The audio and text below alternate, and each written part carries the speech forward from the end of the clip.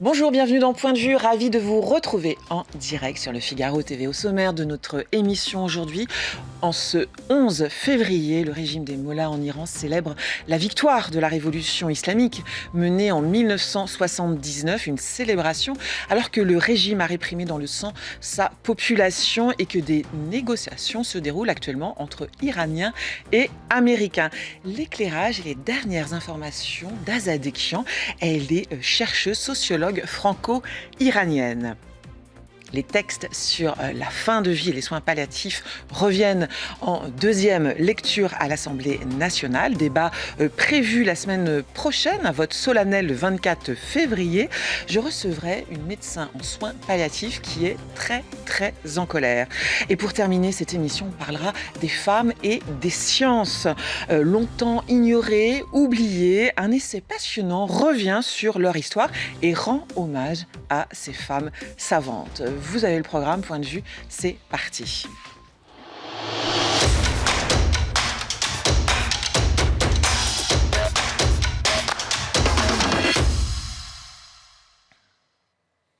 Bonjour Azadekian. Bonjour. Merci d'être en direct avec nous sur le plateau de Point de Vue. Vous êtes sociologue, professeur émérite en sociologie justement à Paris-Cité. Aujourd'hui, 11 février, c'est la fête nationale de la République islamique, anniversaire donc de la révolution menée en 79. Qu'est-ce que le régime a prévu? On a un petit décalage avec l'Iran de 2 heures, je crois. Des célébrations ont eu lieu déjà ce matin? Absolument, oui. Ils ont essayé de mobiliser leur base, à la fois à Téhéran, mais aussi dans d'autres villes comme Rome, par exemple. Donc, c'est facile à faire dans la mesure où, selon les estimations, ils auraient encore 10 à 15% de soutien parmi la population pour des raisons à la fois intérêt économique ou même idéologiques ou religieuses. De toute façon, très facile à les mobiliser, mais en même temps, ils, bien évidemment, n'autorisent pas leur opposants, c'est-à-dire 80% de la population aussi, de manifester pacifiquement dans la rue sans se faire tirer dessus. Donc, effectivement, ils ont organisé des manifestations pour commémorer les 47 ans de leur arrivée au pouvoir. Effectivement, donc une célébration très particulière quand même de ce 47e anniversaire, puisque on le sait, les manifestations de janvier ont été réprimées dans le sang et que des négociations sont en cours entre les Américains et les Iraniens. Qu'est-ce que ça donne, ces négociations, au moment où on se parle entre Américains et Iraniens? Ça fait déjà quelques jours qu'elles ont été entamées. On a l'impression que ça patine un peu. Non, écoutez, ça patine pas parce que visiblement les Iraniens sont contents ou se disent satisfaits. Et les Américains aussi, pour l'instant.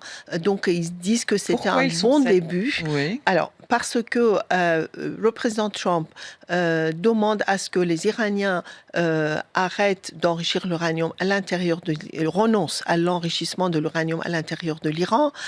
Il dit zéro enrichissement.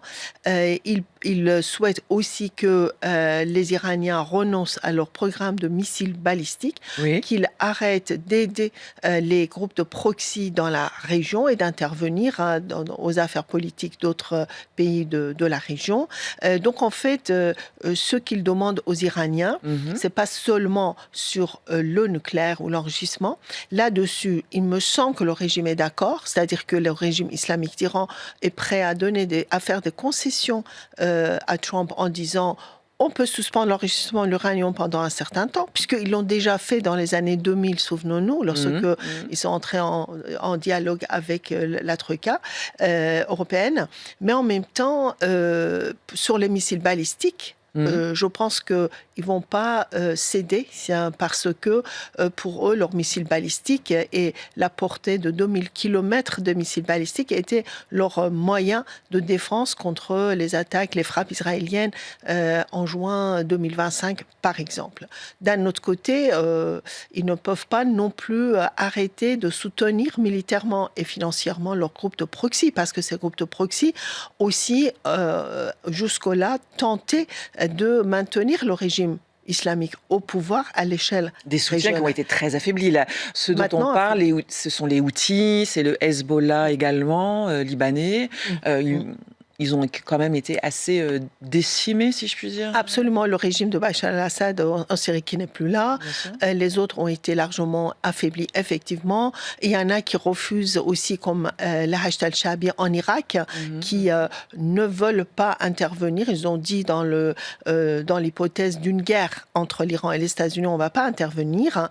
Donc, effectivement, mais ceci étant dit, le régime va continuer à aider le Hezbollah libanais, va continuer à aider les Houthis de Yémen, etc.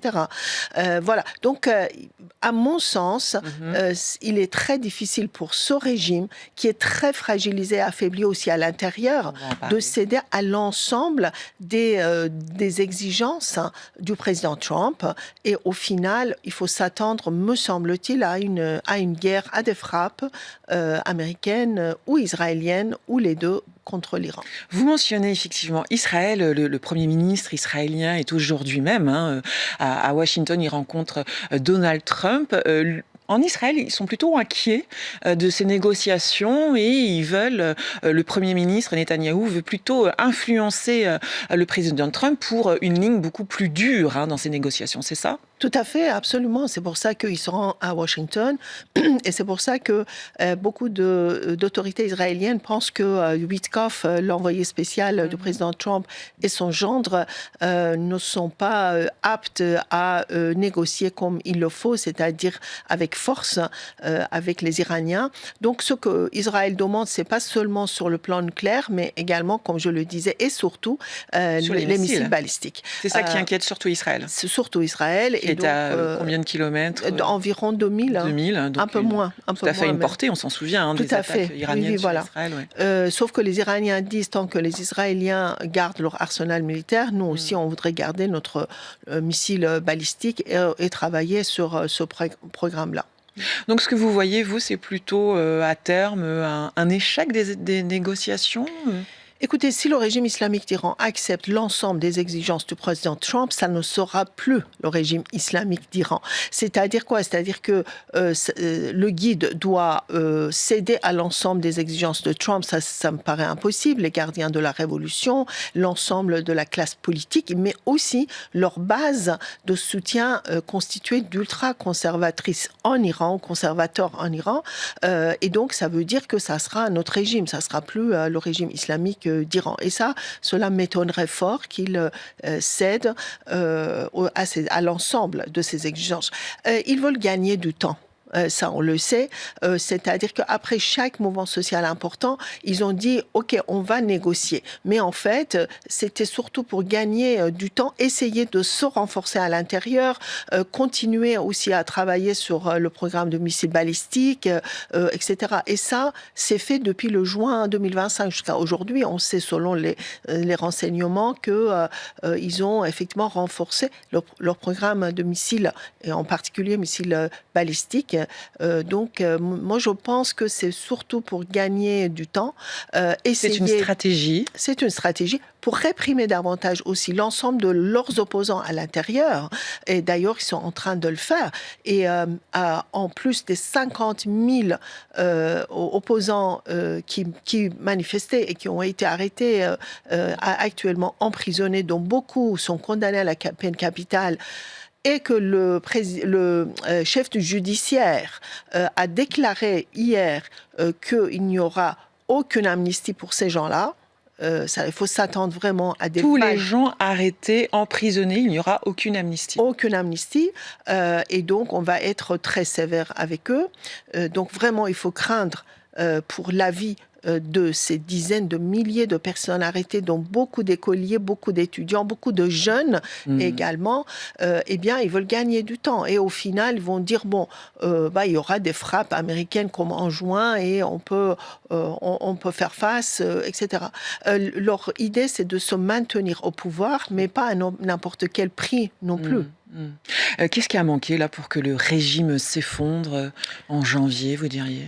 Écoutez, le soutien des forces militaires, parce que contrairement à ce que le prince Reza Pahlavi avait annoncé, il avait dit 50 000 personnes au sein des forces armées À l'intérieur? à l'intérieur sont avec moi, ont fait leur allégeance à moi, mais finalement, il n'y a pas eu de désistement. Et donc l'armée régulière et bien sûr les gardiens de la Révolution restent fidèles au régime. Et tant que les militaires n'aient pas changé de camp, on ne peut pas s'attendre à ce que le régime s'effondre, que le régime C'est ça puisse être renversé. c'est quand l'armée va se retourner que vraiment le régime s'effondrera? Moi, je le pense. D'ailleurs, on voit la puissance des forces de frappe, on va dire, de ce régime, à la fois en ce qui concerne la répression féroce de ses propres populations, et également ces missiles, etc., sont toujours là. Et ça, c'est à cause du soutien massif et inconditionnel, d'abord des gardiens de la Révolution, qui dirigent ce pays, il faut le dire, et d'un autre côté, bien sûr, l'armée régulière également.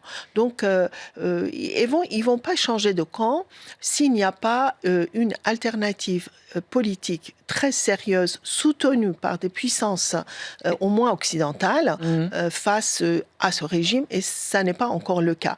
Et ce régime est soutenu, comme on le sait, par les Russes, mais également par les Chinois, et qui ont continué à aussi fournir des armements de toutes sortes au régime, voire même, ils vont fournir visiblement bientôt au régime des avions militaires qui seraient comme les F-35 américains, etc. Donc en fait, ce régime est soutenu par la Russie et la Chine, et alors que l'opposition n'est pas réellement soutenue par les puissances occidentales. Pourquoi la Chine soutient l'Iran? Dans ces luttes acharnées contre les États-Unis. Il faut quand même pas oublier que la réelle, je dirais, rivalité mondiale actuellement, c'est entre les États-Unis et la Chine. Et donc, pour la Chine, afin d'asseoir son autorité dans cette région, eh bien, ils ont besoin de l'Iran, mais également, par exemple, de l'Arabie saoudite, qui leur fournissent leur pétrole, enfin une bonne partie de leur pétrole, etc. Les Chinois ne sont absolument pas sensibles aux questions de droits humains, non plus, les Russes non plus d'ailleurs. Et donc, cette alliance, pour l'instant, entre l'Iran, la Chine et la Russie, reste en place, même si les Russes ne vont pas intervenir militairement si jamais il y a une guerre entre l'Iran et les États-Unis. Est-ce que l'Iran a besoin d'une intervention extérieure pour se libérer des mollahs, ou ce n'est pas une bonne stratégie? Je pense que ça n'est pas une bonne stratégie. Pourquoi ? Parce que, sauf si les frappes sont très ciblées, sauf si les tenants de ce régime sont renversés sans que le pays soit détruit, que la population iranienne soit touchée par ces frappes. Or, ce qu'on a vu en juin 2025, rien qu'en Iran, qu'est-ce qu'on a vu ? 1200 civils innocents tués. Parce que quand vous bombardez un immeuble, même si vous voulez tuer un commandant en chef des gardiens, il y a des voisins aussi qui ont été tués. Ou alors des pans entiers des endroits en Iran ont été frappés et détruits. Donc cette fois-ci, le président Trump dit que ça sera encore plus fort, donc notre attaque, qu'en juin, ce qui reviendrait à dire la destruction du pays, et sans pour autant être sûr que ce régime sera renversé. Si vous regardez les interventions américaines dans la région, et pas seulement américaines d'ailleurs, parmi les voisins de l'Iran, il y a l'Afghanistan. Les talibans sont revenus au pouvoir 20 ans après. Vous avez l'Irak, vous savez dans quelle situation il n'y a pas d'exemple positif. Absolument, et de réussite, surtout. Non, vous savez, la démocratie n'est pas larguée par des bombes. La démocratie se construit. Et donc, c'est ça aussi que cette population iranienne tente encore aujourd'hui de faire à l'intérieur du pays. Mais il y a d'autres moyens d'aider la population. Entre la guerre et rien faire, vous savez, il y a énormément de choses qu'on peut faire. Par exemple, regardez la décision récente de l'Union européenne, enfin, de placer les gardiens de la révolution sur la liste des organisations terroristes, était un pas en avant. Sauf que maintenant, il faut assurer les conséquences de cette décision, le gel, bien sûr, de leur avoir. Alors, ce qu'ils sont en train de décider en Iran pour contrer les conséquences éventuelles, c'est quoi? C'est de fusionner l'armée et les gardiens de la révolution. Or, l'armée n'est pas considérée comme une force terroriste. Vous voyez ce que je veux dire? Donc, en fait, moi, je vous disais, ce qui m'inquiète aujourd'hui, vraiment, c'est le sort de ces 50 000 personnes arrêtées, emprisonnées. Il faut envoyer vraiment une commission pour aller inspecter des prisons iraniennes. Ça, par exemple, l'Europe faire pression sur les Nations Unies afin d'envoyer ce comité ou cette commission. Il y a pardon ? Pour aller sur place. Pour aller sur place et éviter les exécutions sommaires des manifestants. Donc, il y a beaucoup de choses qu'on peut faire encore sans nécessairement s'engager dans une guerre contre le pays. Internet a été coupé pendant tout le mois de janvier. Avez-vous pu, vous, parler dernièrement à des Iraniens, des Iraniennes de l'intérieur? Je sais que les communications sont encore très difficiles, ce qui est un signe, sans doute, de ce qui est à l'œuvre encore aujourd'hui. Tout à fait, c'est-à-dire ils ont massacré la population. Ce que, à travers mes conversations avec les quelques Iraniens de l'Iran, j'ai pu comprendre, c'est que l'ampleur de massacre est inégalée, inédit, parce que tous les gens avec lesquels on peut parler ont soit perdu quelqu'un, soit connaît quelqu'un qui est en deuil. Donc la société aujourd'hui, la société contestataire, je veux dire, est en colère, très en colère, mais également en deuil. Et donc non, je ne pense pas que cette société va accepter facilement de retravailler avec le régime. Il y a une rupture qui a été consommée. Profonde, oui. Profonde. Et donc, je pense que pour le régime, c'est fini. Ils peuvent mobiliser leur base de soutien, venir manifester dans la rue. 15%, c'est ça, de la population à peu près ? À peu près, et donc pas les 85% restants qui, à maintes reprises jusqu'à aujourd'hui, ont dit leur désaccord avec le régime et leur souhait que ce régime soit renversé. Maintenant, ce que les Iraniens cherchent aussi souvent, c'est de renverser le régime de façon pacifique, c'est-à-dire sans effusion de sang. Mais malheureusement, c'est le régime qui leur impose beaucoup de répression et donc on sait que cette fois-ci aussi, on parle de 30 000 personnes tuées, énormément de personnes blessées. On leur a tiré aussi sur les yeux.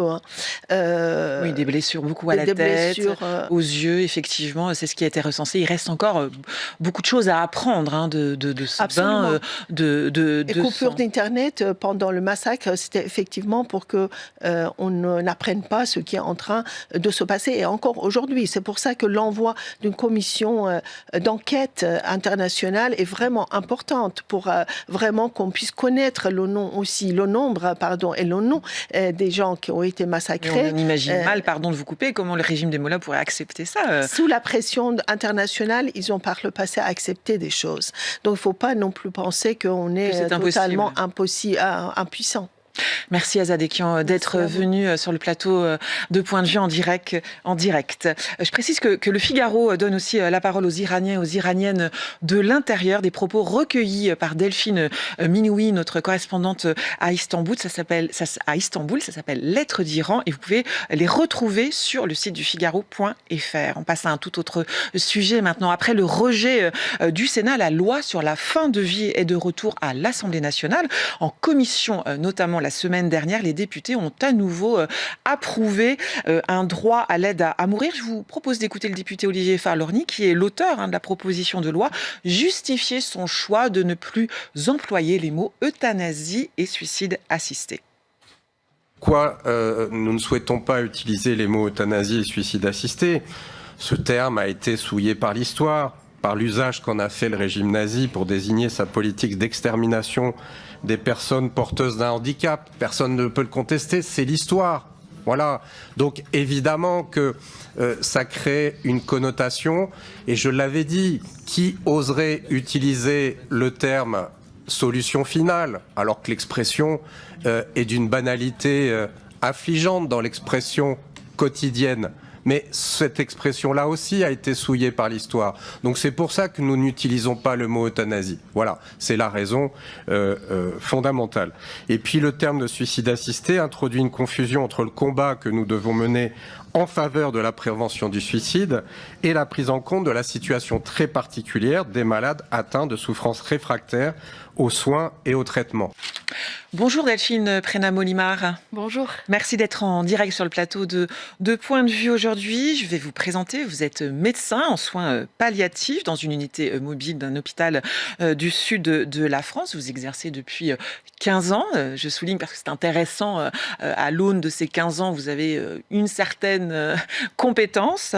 Et je précise que vous êtes membre également de la Société française des soins palliatifs, la SFAP. Alors, vous êtes ici parce que vous êtes très en colère en tant que médecin de soins palliatifs, très en colère suite à ce qui s'est passé notamment la semaine dernière lors de la commission des affaires sociales à l'Assemblée nationale. Je repose un petit peu le contexte. Donc, parce que le parcours parlementaire de cette loi est long et un peu compliqué. Donc, il y a eu un passage au Sénat. Le projet de loi sur la fin de vie et soins palliatifs est donc de retour en commission des affaires sociales la semaine dernière, et les députés ont approuvé, ont remis le droit à l'aide à mourir à nouveau sur la table alors qu'il a été rejeté par le Sénat. Les 5 critères à nouveau mis également sur la table. Voilà pour le contexte. Qu'est-ce qui vous a mis, vous, particulièrement en colère, Delphine Prénat-Molimar ? Je ne sais pas si c'est de la colère, enfin s'il y a de la colère en moi, et il y a une sorte de boule au ventre. En fait, aujourd'hui, quand je vais travailler tous les matins, je continue à y aller comme d'habitude. Et en petite musique de fond, je sais qu'il se passe des choses à l'Assemblée nationale. Et c'est vrai que je pense que c'est important qu'on puisse entendre ce que nous vivons, les soignants. Et en fait, je viens, et je pense que c'est important de le préciser, en fait, je viens avec mon expérience. Je ne viens pas en tant que militante ou autre. Je viens vraiment parce que je suis sur le terrain et que je suis forte de mon expérience. Dans mes bagages, là, j'ai pris le TGV hier soir, je le reprends tout à l'heure, rapidement. Dans le TGV, il n'y avait pas assez de place pour mettre tous les patients que j'ai accompagnés.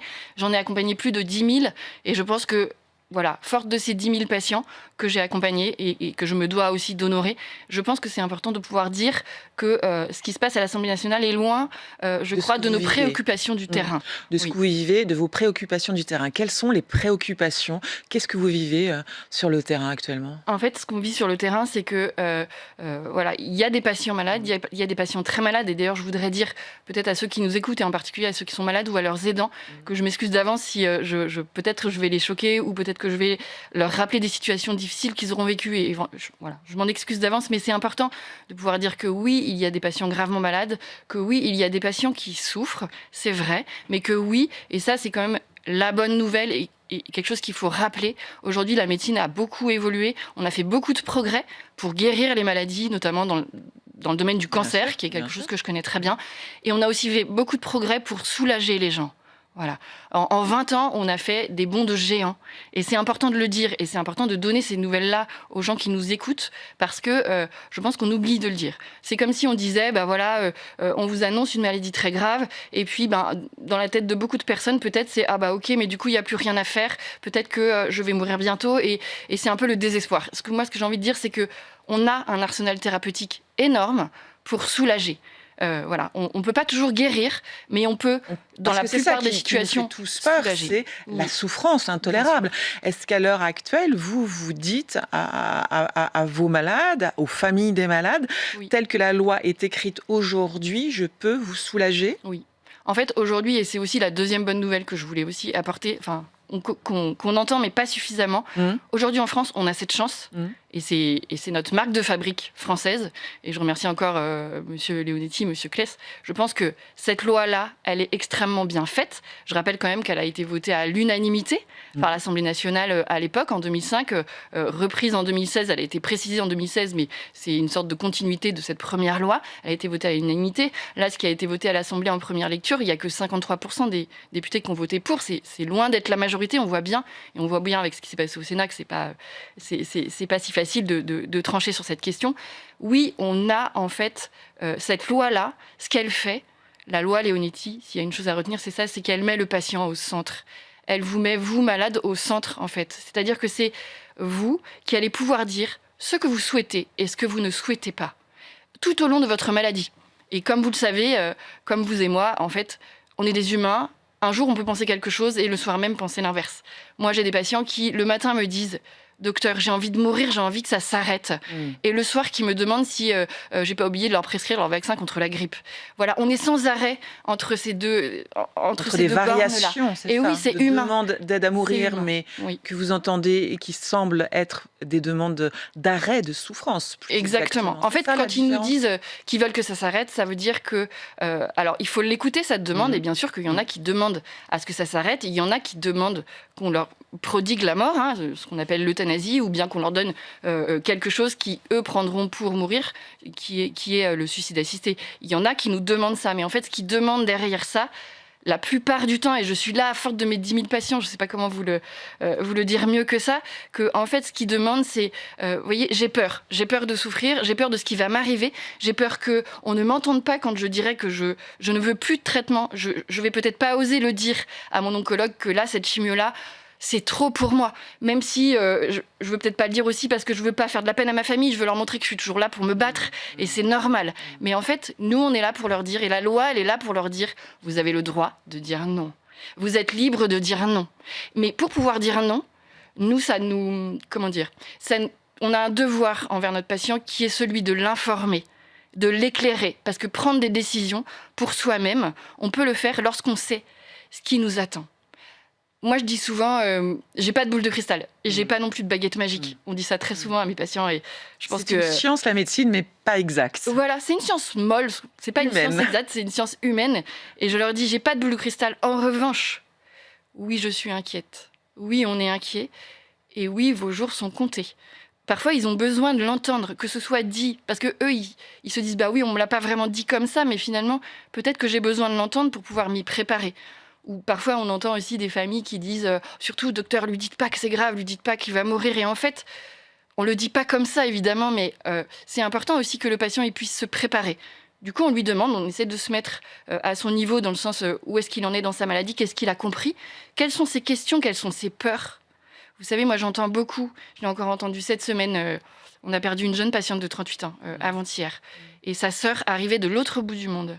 Et en fait, elle est arrivée, elle a vu sa sœur comme ça, qui était en train de partir, qui était sédatée, qui respirait, qui était endormie. Sédatée, c'est-à-dire qu'on avait mis des médicaments pour qu'elle ne soit plus consciente de son état, parce qu'elle avait beaucoup de souffrance. Elle était vraiment en train de partir. Et puis, elle était à côté, donc elle ne pouvait plus parler avec elle. Elle avait glissé dans sa main une petite fleur jaune qu'elle avait prise dans le jardin de l'hôpital. Elle m'a dit, vous leur direz pas... Elle avait ça, et puis elle me regarde et elle me dit docteur, mais faut que ça s'arrête, là, quoi ça sert, etc. Et je lui dis, mais qu'est-ce qui vous fait dire que là, elle n'est pas confortable, etc. Donc je lui explique, je lui dis que là, elle dort, je lui dis que sa respiration est calme, je lui dis qu'elle n'est pas agitée, que ça signifie qu'elle est confortable. Et je lui dis, de quoi avez-vous peur Qu'est-ce que vous avez dans votre tête? Et là, elle me dit, j'ai peur qu'elle meure étouffée, j'ai peur qu'elle ait... Ce genre de choses. Je lui explique ce qui peut arriver et que si ça arrive, voilà ce qu'on va faire. Voilà quel traitement on va mettre en place pour qu'elle ne souffre pas de ça. Et là, elle me regarde, elle me prend, et puis elle me dit merci, mais en fait, pourquoi vous êtes là comment... Juste merci, en fait.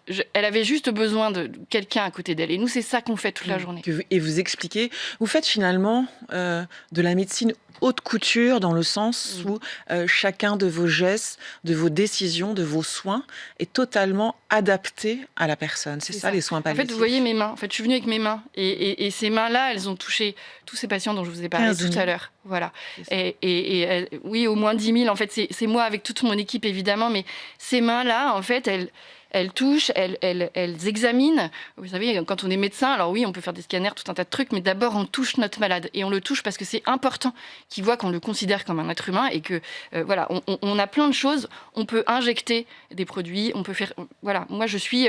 ce qui m'anime vraiment, et c'est pour ça que je suis en colère, c'est que... vous voyez, moi, on m'a demandé de faire 15 ans d'études. Je l'ai fait. On m'a demandé de toujours me tenir informée des nouvelles technologies, de me former en algologie et toutes ces sciences très importantes. Je l'ai fait. On m'a demandé de faire avec le peu de moyens, pas assez de lits d'hospitalisation. Voilà. On construit, on imagine pour chaque patient. On m'a demandé d'être là pour le Covid. On m'a dit, vous allez à l'hôpital, vous mettez votre blouse, votre surblouse, vos gants. Tout le monde a peur, mais vous y allez. J'y suis allée, c'est normal, c'est mon métier, en fait. Et aujourd'hui, on va me demander de cautionner l'aide à mourir. C'est-à-dire qu'on va me demander de participer au fait, alors de près ou de loin, de proposer aux malades de leur injecter un produit létal, de leur donner la mort. En fait, je comprends pas. Je comprends pas ce qu'on me demande et je suis pas la seule à pas le comprendre. En fait, ça rentre pas dans notre logiciel de soignant, je crois pas. Alors, vous savez, au Canada, c'est légalisé l'euthanasie depuis une dizaine d'années. Oui. Ils avaient fait une enquête, je sais plus vraiment la source, mais peu importe, où ils avaient interrogé les médecins, tout venant, pas que les médecins de soins palliatifs, je précise bien. Et ben, plus de 70% des médecins disaient oui, on est plutôt favorable à une évolution de la loi. Vous savez combien avant que la loi passe. Avant que la loi passe. Vous savez combien de praticiens pratiquent ? Non, combien ? Même pas 3%. C'est une chose... De déclarer qu'on est partant, voilà, et c'est une autre, c'en est une autre de le faire. De le faire. Et je ne crois pas. Alors même si là, la loi part plutôt vers le suicide assisté, c'est-à-dire c'est pas le soignant directement qui injecte le produit qui fait mourir, on le donne au patient et c'est lui-même qui le prend. On est quand même complice quelque part et on est quand même là pour permettre cela. Et je crois pas que ce soit la place du soignant. Et j'ai envie de dire, ce qui me met en colère aussi et ce qui me donne la boule au ventre, c'est que si on fait ça, si on laisse faire ça, eh ben en fait, vous allez nous perdre. C'est-à-dire, on va vous perdre. Eh ben, vous allez nous perdre. C'est-à-dire que, en fait, comment on va continuer à faire notre travail ? Il y en a qui disent, vous avez la clause de conscience, docteur. Si vous ne voulez pas le faire, vous n'êtes pas, la loi vous oblige pas. En fait, moi, j'ai beaucoup de chance parce que oui, je serais protégée, moi, médecin. Mais c'est pas moi qui suis malade. C'est mon patient. Et comment je vais faire ? En fait, concrètement, je sais pas comment je vais faire. Si un patient, alors globalement, vous savez, nous en soins palliatifs, on le dit souvent, et ça, je crois que ça a été un peu plutôt entendu. Quand on prodigue des soins adaptés, quand on soigne et qu'on soulage suffisamment et correctement les patients, les demandes disparaissent. Mais il y a quand même parfois quelques demandes qui persistent.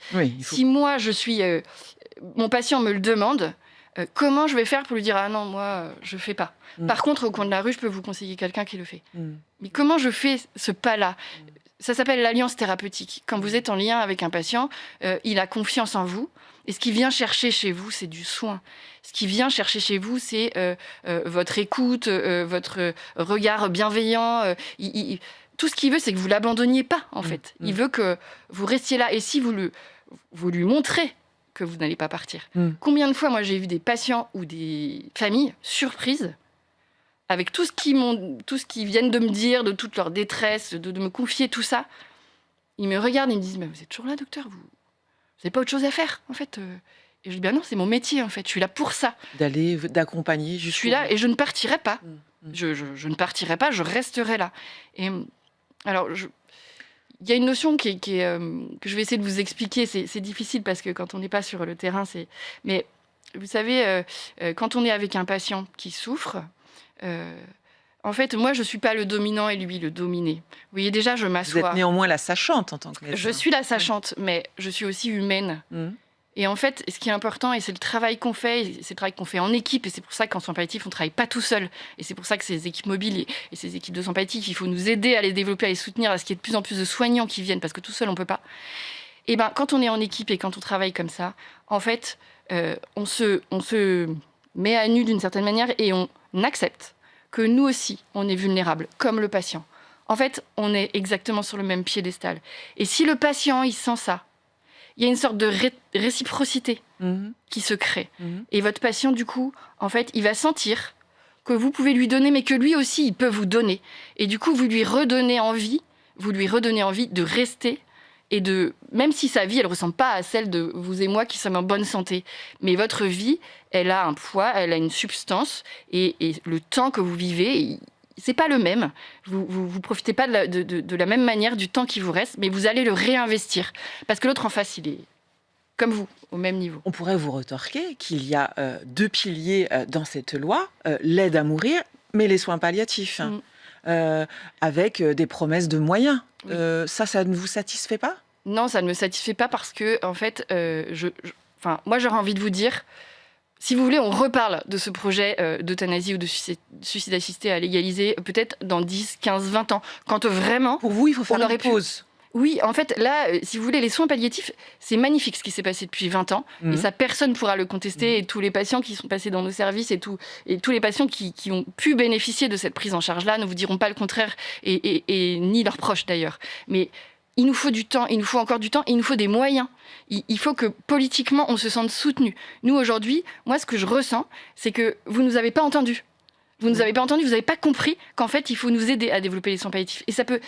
En fait, c'est antinomique. Les soins palliatifs, ils sont nés du fait que... C'est néanmoins la promesse de cette loi, non ? Oui, tout à fait. Développer. Oui, de développer. Mais c'est juste que si vous mettez l'aide à mourir en parallèle et si vous la légalisez maintenant, en fait, le dernier garde-fou va sauter. Ce qui veut dire que moi, ce garde-fou, il me permet de tenir mon cap. C'est-à-dire que si demain, l'aide à mourir est légalisée, eh ben... Dans beaucoup de situations, on va faire l'économie de continuer à se mettre au travail pour toujours trouver des nouveaux moyens pour soulager les patients, pour leur permettre de vivre ce temps qui reste. Et ce qui est hyper important, c'est la mort, on n'en parle pas, on n'en parle plus. Et même moi, je suis médecin, j'ai fait 15 ans d'études. Dans mes études, on m'en a jamais parlé. On nous parle de la physiologie, de la naissance, de l'embryologie, vous voyez, comment l'homme apparaît, mais jamais on nous parle de la physiologie de la mort. Il y a une petite vidéo qui s'appelle Dying for Beginner. Dying for Beginner, c'est-à-dire apprendre à mourir. Petite vidéo faite par un médecin qui s'appelle Catherine Manix, qui explique ce que c'est la mort physiologique. Je vous invite à le regarder si vous en avez le courage, et honnêtement, vous verrez à quel point ça va vous soulager de vous rendre compte que c'est quelque chose qui arrive. On est fait pour naître, on est fait pour mourir. En fait, notre corps, il est fait pour ça. Et à la fin de la vie, je ne vais pas faire un cours de physiologie aujourd'hui, mais il se passe des choses qui sont normales. Notre corps, il s'adapte à ce qui est en train d'arriver. Et s'il y a une maladie au milieu de tout ça, qui va perturber ce mécanisme, eh bien, nous, on est là, nous les sachants, comme vous disiez tout à l'heure, on est là pour s'adapter parce qu'on sait ce qui peut se passer.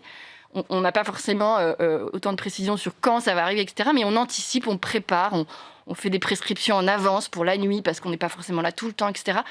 Voilà, on fait notre travail. Ce que j'entends, c'est que vous craignez que cette loi, si elle arrive d'euthanasie, finalement, elle va à terme faire disparaître quelque part. Les soins palliatifs, ils n'auront plus de raison d'exister. En tout cas, ça va mettre un frein dans leur développement, c'est certain. C'est certain ? Oui, c'est certain parce que... Parce qu'un coût trop élevé, c'est ça ? Alors, surtout effectivement, ça coûte de l'argent de s'occuper des patients jusqu'au bout, mais je ne crois pas que ce soit ça qui coûte le plus d'argent. Moi, je pense que ce qui coûte le plus d'argent, c'est l'obstination déraisonnable, c'est l'acharnement thérapeutique. Et ça, les soins palliatifs, et avec tous mes collègues aussi, autres, les oncologues, les psychiatres, plein d'autres spécialités médicales, on est là justement, et la loi, elle nous protège. On n'a pas le droit de faire d'acharnement. Après, c'est très difficile, c'est du cas par cas, il faut discuter beaucoup, il faut remettre le patient au centre, lui dire, mais est-ce que ça a du sens pour vous qu'on continue, etc. Avoir un traitement très très coûteux quelques jours avant de décéder, je ne suis pas sûre que ce soit la meilleure des solutions. Peut-être qu'on aurait pu éviter cette chimiothérapie qui coûte aussi cher, vous voyez. Peut-être c'est un peu choquant ce que je dis, mais c'est la vérité. Les soins palliatifs, moi, ma morphine, ça coûte rien. Les médicaments que j'utilise, ça coûte rien. Et les médicaments que j'utilise... On pourrait dire c'est des temps longs, des lits qui sont pris, des médecins quand même qui sont... C'est vrai, mais je pense que...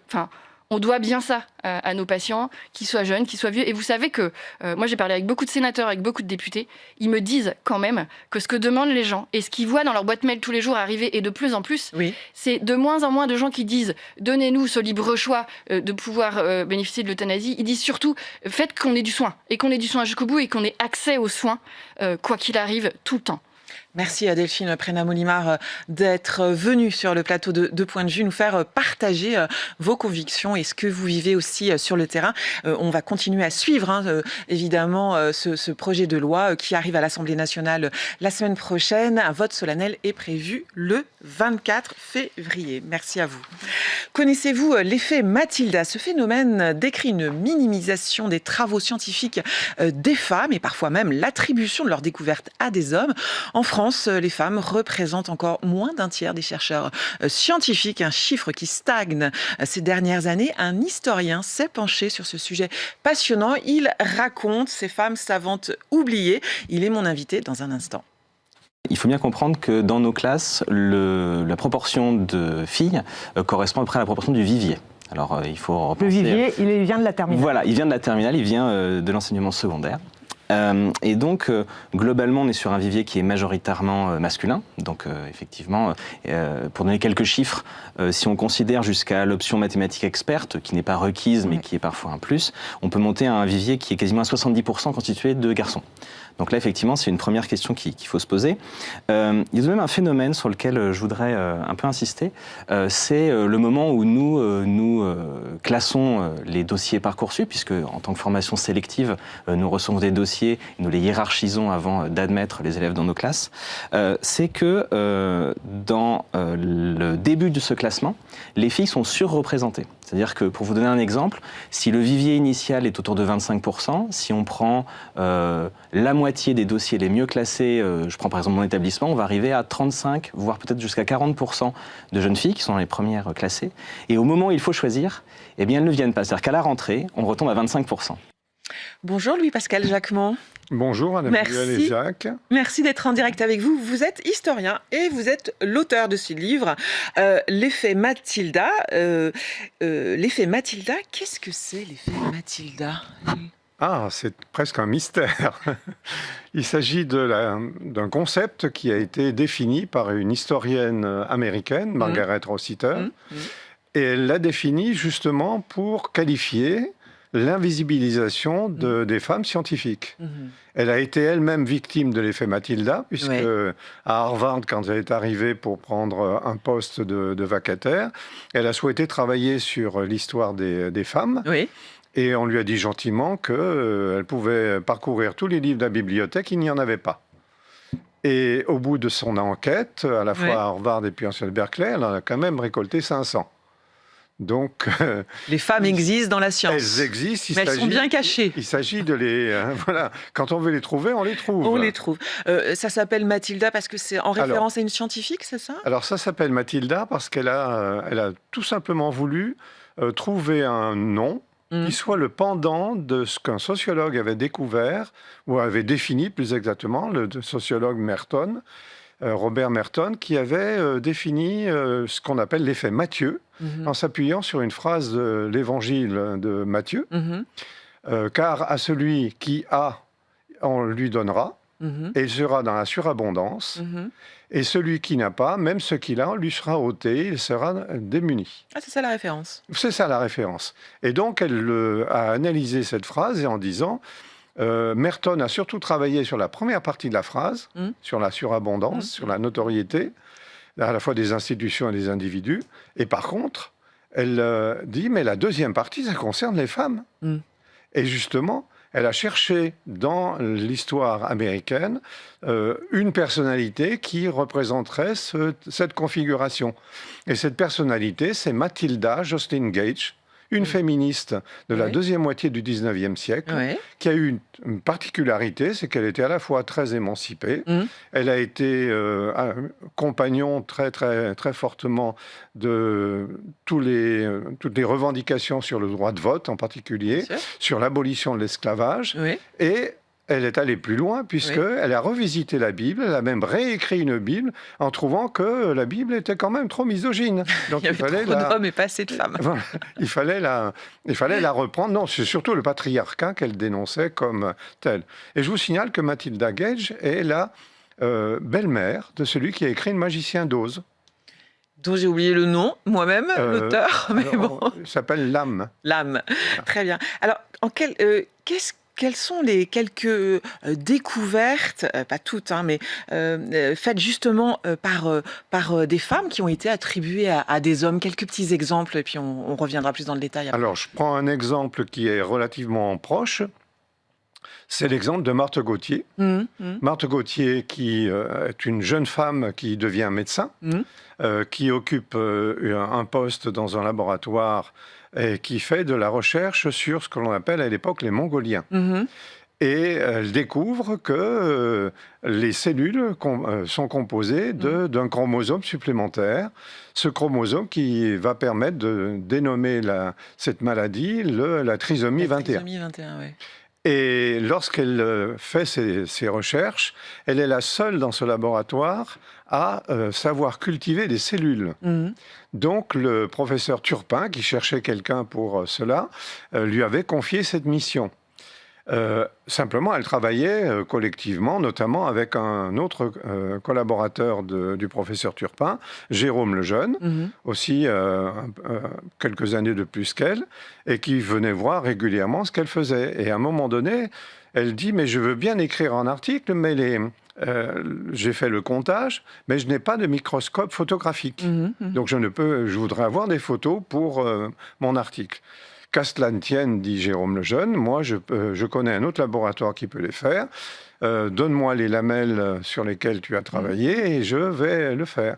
Sauf qu'elle les attend encore, les photographies. C'est attribué... Et 3 mois après, Jérôme Lejeune se trouvera à Toronto dans un grand colloque où il va évoquer cette découverte.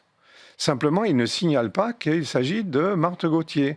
Et dans l'article qui a été soumis à l'Académie des sciences sur cette découverte, lui est nommé en premier. Et en second, Marthe Gauthier avec une faute d'orthographe. Et ensuite, le professeur Turpin. Donc, déontologiquement, il est considéré comme le découvreur. Et à partir de là, c'est lui qui va avoir cette notoriété d'avoir, en quelque sorte, découvert la trisomie 21. Il va falloir attendre le 50e de la découverte, puis ensuite 10 ans de plus, pour que 60 ans après. un comité scientifique de l'INSERM, qui se réunit exceptionnellement pour cette affaire, qui a été bruitée, pour qu'il déclare qu'elle est co-découvreuse en premier. Donc elle est... en disant ce que Jérôme Lejeune a fait, c'est intéressant, mais ça n'aurait pas pu être fait si elle n'avait pas fait ce travail de découverte. Longtemps, et c'est ce que vous racontez aussi, parce que vous faites à la fois des portraits de ces femmes tout au long de l'histoire. La principale cause de l'exclusion des femmes, c'est que on pense que les femmes, elles ont un plus petit cerveau, c'est ça? C'est d'abord des raisons anatomiques, Alors, pour lesquelles on ne prend pas. Et puis bien sûr l'instruction, auxquelles elles n'ont pas accès. Il faut raisonner un peu sur la longue durée, si vous voulez. Pendant des siècles, on considère que c'est Dieu qui a créé l'homme et la femme. Donc il a créé forcément la femme comme un individu second. Extrait de la côte d'Adam. C'est cette pensée-là qui prédomine. Et même avant, quand on voit Aristote qui dit la femme, c'est un homme mal fait. Donc c'est assez significatif sur la perception que l'on a. Et ensuite, au 19e siècle, la physiologie va rationaliser tout ce phénomène. Et c'est la physiologie et c'est toutes les études de médecine qui vont définir de manière rationnelle en disant ben oui, mais les femmes sont forcément inférieures. Parce qu'elles ont un plus petit cerveau, c'est ça, selon le docteur Broca. Et puis elles sont capables d'hystérie. Le mot hystérie vient de utérus. Donc ça a été créé comme maladie des femmes. C'est leur accès à, évidemment, l'instruction qui date... vous diriez fin 19e, début 20e, finalement? Alors, c'est l'accès à l'instruction qui va débloquer un petit peu la situation, et en particulier l'accès à l'enseignement supérieur. Sachez quand même qu'en France, par exemple, jusqu'en 1924, le baccalauréat pour les filles n'est pas le même que celui pour les garçons. Il faut attendre le décret Léon Bérard pour pouvoir avoir les mêmes épreuves. Les agrégations, jusqu'au-delà de 1968, il y a une agrégation féminine et une agrégation masculine. Donc c'est qu'à partir de cette date-là que ce sera la même agrégation pour garçons et filles. Donc vous voyez que ça va assez proche de nous. Assez lentement. Alors par définition, moins elles ont accès à l'instruction, moins elles se retrouvent forcément dans les postes scientifiques. Celles qui ont pu émerger au 19e siècle et avant, ce sont souvent des femmes qui appartiennent à l'aristocratie, qui ont la possibilité par j'allais dire par comportement familial, tout simplement d'avoir des précepteurs ou d'entrer en correspondance avec des scientifiques, de fréquenter des salons, d'avoir du temps à elle. Voilà. Et il faut attendre la fin du 19e siècle pour commencer à avoir des femmes qui, à la fois, vont devenir notamment ce qui est très important, c'est les calculatrices, qui sont très très nombreuses à la fin du 19e siècle, parce qu'elles ont pouvoir accéder à une formation qui est au moins une formation de lycée, si je peux simplifier les choses, notamment avec C'est pour ça qu'elles sont nombreuses. Et elles sont nombreuses et elles vont investir un certain nombre de domaines, par exemple les observatoires. On va les trouver dans le domaine de l'informatique. Et chose spectaculaire, dans le domaine de l'informatique, le renversement de situation date des années 1970. C'est pas si vieux. C'est pas si vieux que ça. Les renversements est lié au fait que la diffusion du micro-ordinateur s'est faite massivement auprès des garçons. Et du même coup, ça a entraîné la montée très forte des hommes dans les disciplines liées à l'informatique et aux études informatiques supérieures. Et du même coup, on a même héroïsé tous ces personnages qui étaient autour de l'informatique, le geek, etc., le hacker et autres. Et du même coup, actuellement, la majorité du domaine de l'informatique est aux mains des hommes. Et plus des femmes. Est-ce qu'il y a des domaines scientifiques qui sont plus ouverts que d'autres ? Est-ce qu'on accepte plus les femmes en mathématiques ou est-ce que les femmes vont plus en mathématiques, en physique ? Alors je ne raisonnerai pas comme vous. C'est là où elles arrivent à batailler pour investir un bastion masculin qu'elles arrivent à percer. Mais sinon, on ne leur laisse pas beaucoup de place. On ne leur laisse pas de place parce que c'est aussi des concurrentes, non ? Ce sont des concurrentes. Ça rajoute de la concurrence. Il y a déjà quelquefois sont davantage compétentes. Mais il faut bien voir que dans le comportement de la société, il y a quelque chose qui, à la fois, qui touche les institutions et qui touche également aux individus, qui est ce que les sociologues appellent un impensé social, qui laisse à croire que les femmes sont forcément un peu moins compétentes que les hommes. Elles sont un peu moins sûres d'elles ? Quand on a besoin de choisir par exemple, nommer un professeur d'université, on va naturellement, entre guillemets. On va naturellement choisir plutôt des hommes. D'autant plus que la commission risque d'être majoritairement tenue par des hommes. Voilà, et le comité Nobel n'échappe pas à cela. Exactement. J'allais y venir parce que la plus connue de nos scientifiques, c'est Marie Curie. Qui a failli ne pas l'avoir. Elle a failli ne pas l'avoir. Elle a été aidée, soutenue par un homme, son mari en l'occurrence. Voilà. Donc en 1903, le premier prix Nobel, puisqu'elle elle a la particularité d'en avoir eu deux, 1903-1911. En 1903, ce qui se passe, c'est que par une indiscrétion, Pierre Curie apprend que Henri Becquerel et lui sont les futurs lauréats du prix Nobel, un des premiers. Et tout de suite, il réagit en disant « Mais moi, je suis spécialiste de l'électricité, la piézoélectricité plus exactement. » Et donc, je me suis rabattu, si je puis dire, sur les travaux de ma femme pour l'aider. Mais c'est elle qui a découvert le radium, le polonium et qui fait les travaux. Oui, donc si elle n'est pas nommée avec moi, je ne reconnaîtrai pas le prix Nobel et je n'irai pas. Là, on voit que certains hommes peuvent soutenir les femmes. Mais le comité Nobel s'est un petit peu vengé puisque, tout simplement, la somme attribuée a été divisée en deux. Henri Becquerel, la moitié, l'autre moitié pour les époux Curie. Donc, du coup, elle n'avait qu'un quart, si je calcule bien, mais je ne suis pas très bonne en maths. Voilà. Et en 1911, ce qui a failli lui coûter aussi cher, c'est le fait qu'après le décès en 1906 de Pierre Curie, il se trouve que cette jeune veuve a eu une aventure avec Paul Langevin. Et ça a fait un homme marié, l'objet d'une polémique très très très forte. À la fois une polémique antisémite aussi. Oui, antisémite tout simplement parce que sa grand-mère avait voulu que parmi ses prénoms il y ait le prénom Salomé, alors qu'elle n'appartient pas du tout à une famille d'origine juive en plus. Et donc, cette aventure-là a fait que le comité Nobel lui a même écrit pour lui dire de ne pas venir. de ne pas se présenter. C'est-à-dire, à la rigueur, on lui donne le prix Nobel, mais à condition qu'elle ne soit pas présente.